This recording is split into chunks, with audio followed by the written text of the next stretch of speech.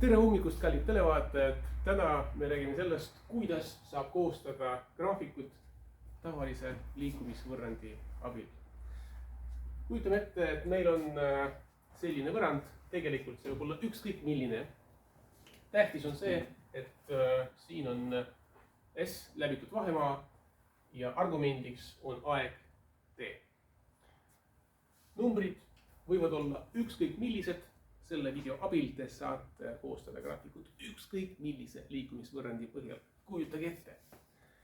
Esimene samm, et joonistada sellist graafikut, on teha tabel.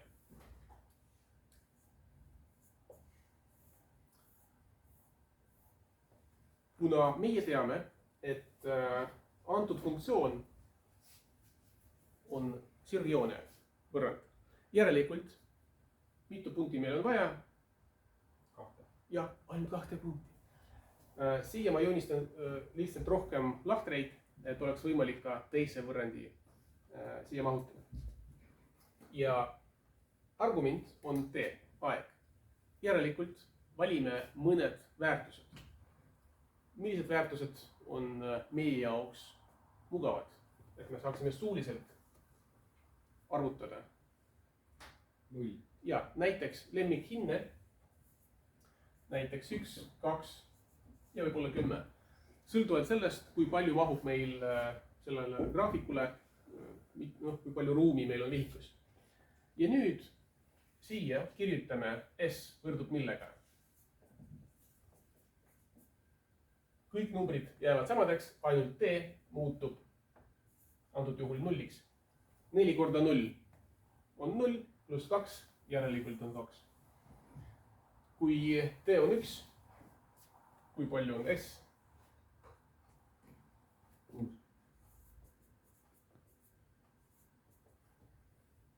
On 6. 4 korda 2 on 8, pluss 2 on 10. Ja samamoodi, kui oleks 10, 42.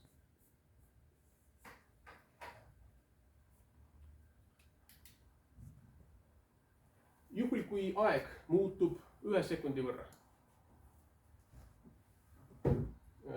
Mitme meetri võrra muutub koordinaat? 4. Just 4 võrra. Ja 4 ongi see võlunumber siin. Järelikult see ongi kiirus, millega see keha liigub. Ja nüüd vaatame, kuidas nende punktidega saab joonistada graafikut. See tähendab, et kuna meil on sirgjoon, meie võtame 2 punkti. 0 ja 2, 1 ja 6. Ja neid punkte kanname graafikule ja siis vaatame, mis juhtub.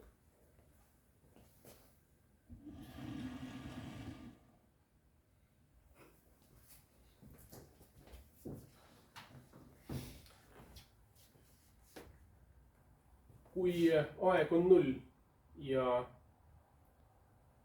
vahemaa on 2, punkt läheb sinna ja näiteks kui aeg on 2 ja vahemaa on 10, järelikult ta läheb siia.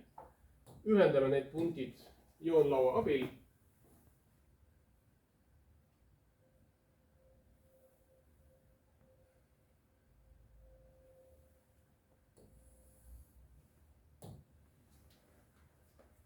Ja palun, meie saime graafikut selle liikumisvõrrandi abil.